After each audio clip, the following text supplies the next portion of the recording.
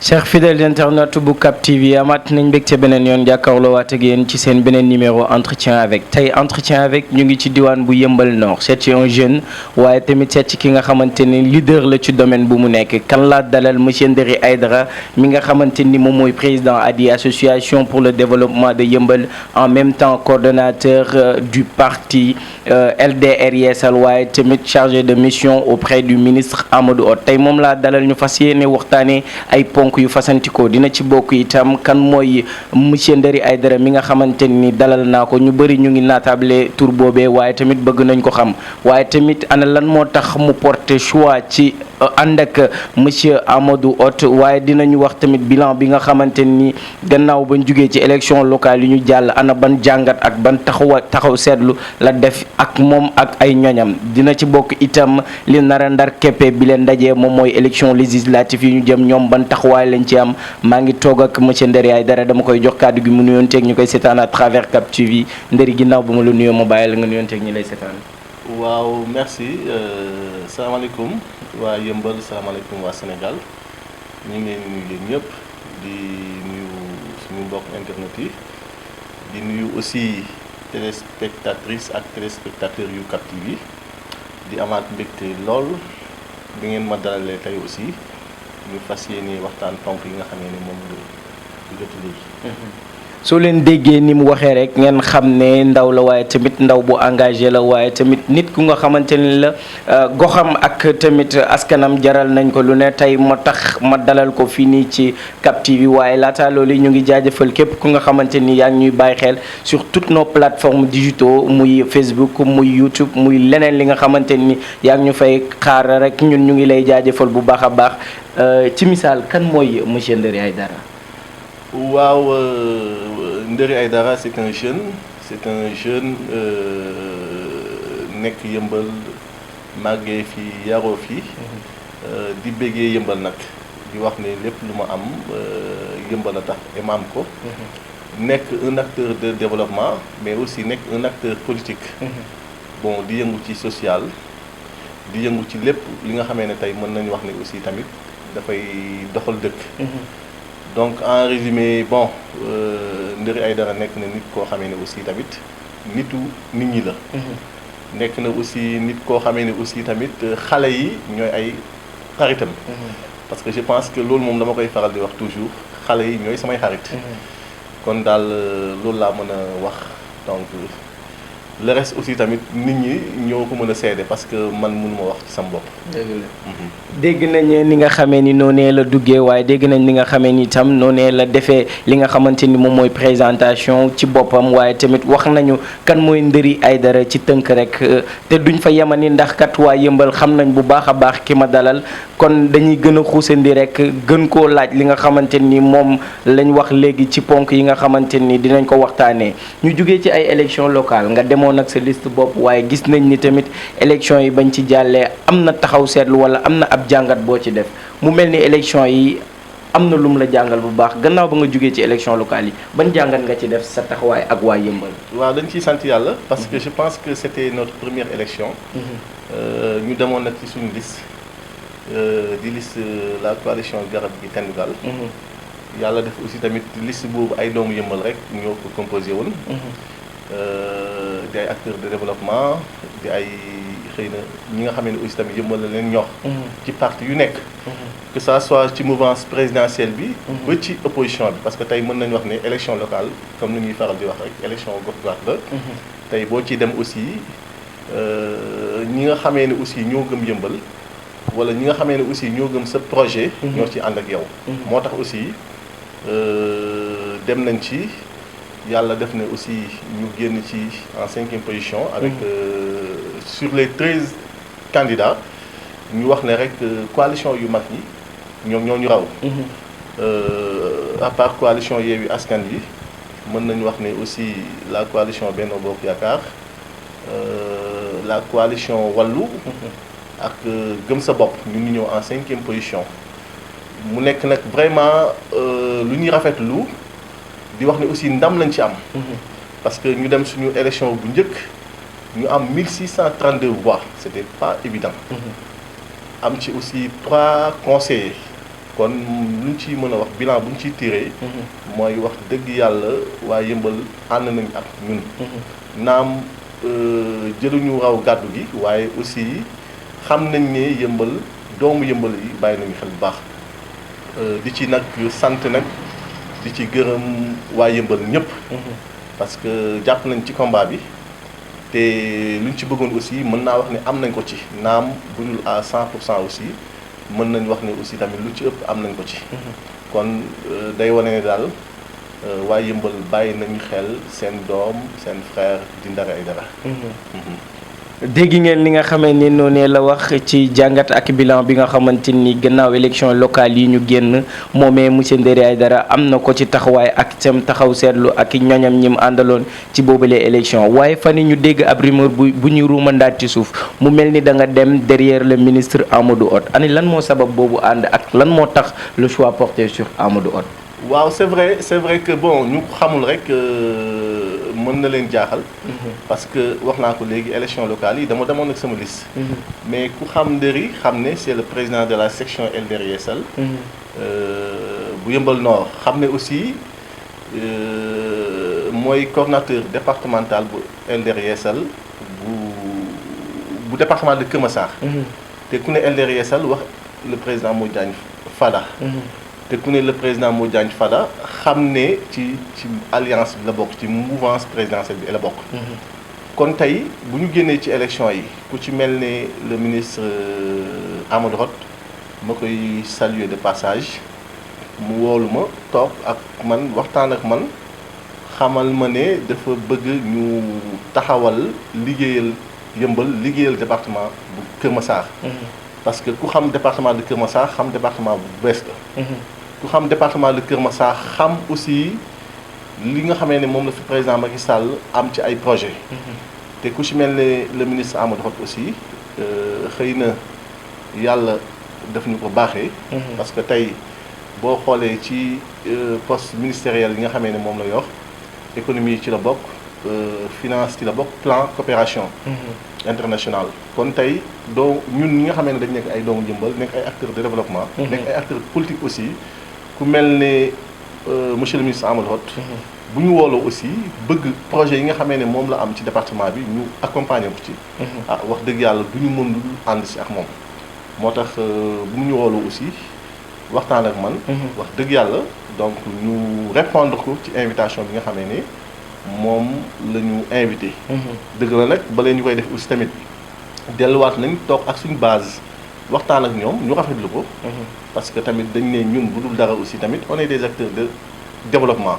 te dama koy faral di wax que je suis plutôt développement que politique kon tey ku mel ni Amadou Hott aussi tamit yàlla da ko may tey mu nekk nit koo xamee ne aussi mi ngi ci politique bi mais aussi projet yi nga xamee ne moom la am ci développement bi na bëri bu tax ñu mel ne man ak ñeneen dañ ko ci war a jàppale loolu moo waral aussi ñu taxaw ànd ak moom di ko jàppale ci département bi ci li nga xamee ne moom lay yëngu développement di politique ba bu ëllëgee bu ñu yàlla mayee ndam aussi tamit projet yi nga xamee ne moom la ñu bëgg def aussi ñu mën ko réussir pour ma wax daal loolu daal moo waral te moo tax ma ànd ak le ministre Amadou Hott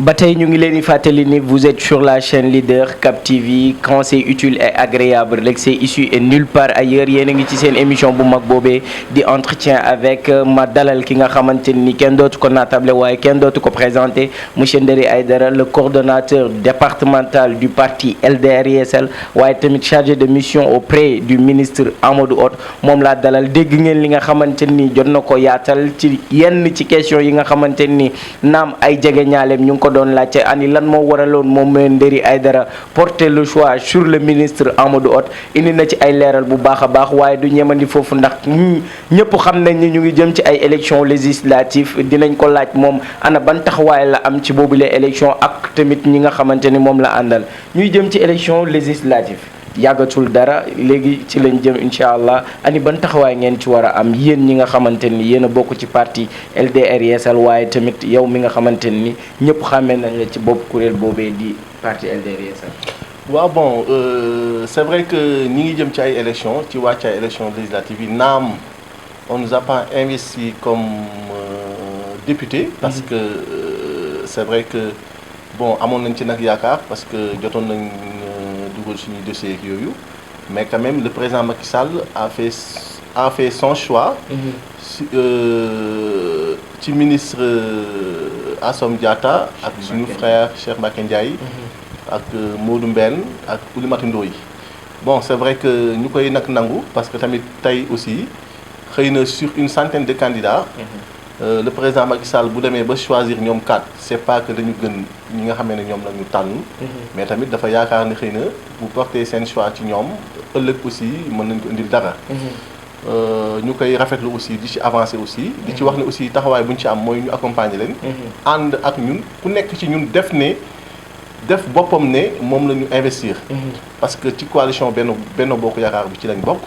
kon tey suñu xeex suñu lépp mooy fexe au soir du 31 juillet am une majorité écrasante donc ci loolu nag la ñuy dox moo tax boobu ba léegi aussi ñi ngi suñu pré-campagne ñi ngi dugg ci nit ñi ngi dem suñu nit ñi di waxtaan ak ñoom di xool aussi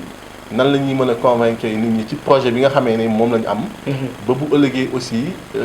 défaite bi nga xamee ne moom la ñu amoon ci élection locale yi ñu mën ko rattraper avec une large victoire ci élection législative yi te ñun ñëpp xam nañ élection locale yi xëy na lu tax ñu ndarmeelu mooy am na suñu bëri ñoo xamee ne naam ñi ngi woon ci mouvance bi mais yàlla dafa defoon dañ dem ak seen liste bopp mais quand même ñi retrouvé wu je pense que à 95% tey mën nañu wax ne ñu ngi ci coalition Benno Bokk Yaakaar bi te incha allah am nañ yaakaar bu baax élection yi di ñëw donc danañ am ndam ci biir département de Kër Massar pour ma wax leen na rek que ñi ngi ci terrain bi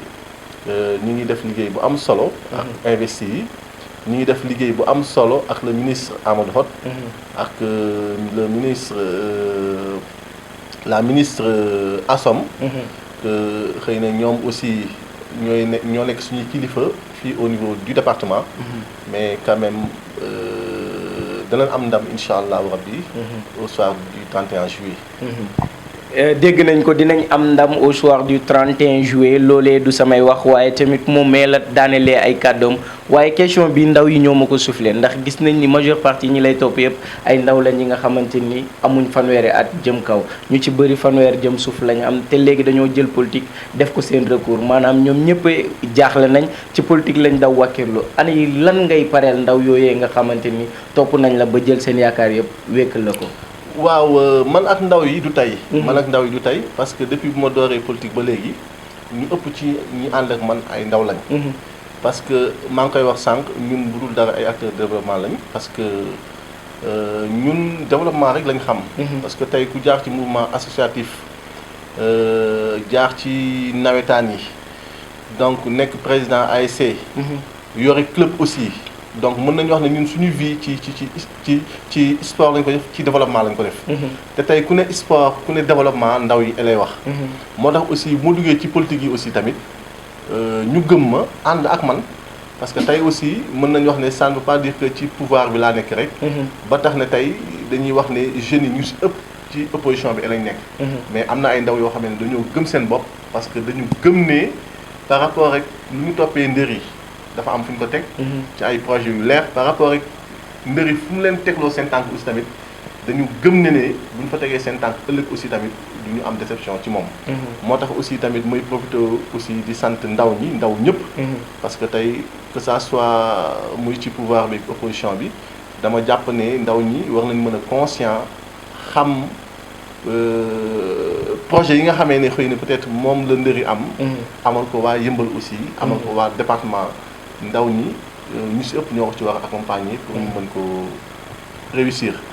ba tax ne vraiment côté boobu moom xëy na du ma ne man mais yàlla moo ko def ba ndaw ñi aussi ñu si bëri ànd ak man kon dégg nañ bu baax a baax kookee nga xamante ni moom mooy monsieur Ndéri Aidara li mu wax tamit yaakaar naa ni ci seen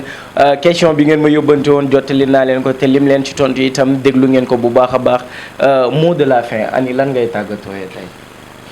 waaw le mot de la fin damay njëkk ñëw rek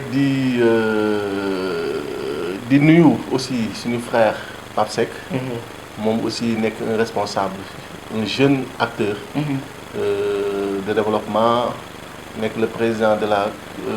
commission le président du CDS bu hôpital bu Yëmbal bi.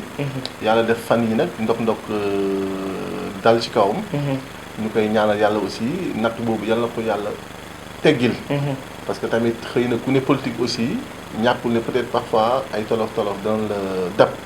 mais aussi dañuy ñaan yàlla teggil ko tolof boobu vraiment mu nekk aussi tamit le vice-président bu club bi nga xamee ne moom laa dirigé di Yëmbal Académie Foot. kon tey bu ko yàlla tegee natt boobu vraiment dañ koy mettitlu di ko bokk ak njabootam di ñaan yàlla aussi yàlla génnee ko nu mu gën a gaawee. bu mu mën a reprendre ay activités am parce que Yëmbal la ko soxla. kon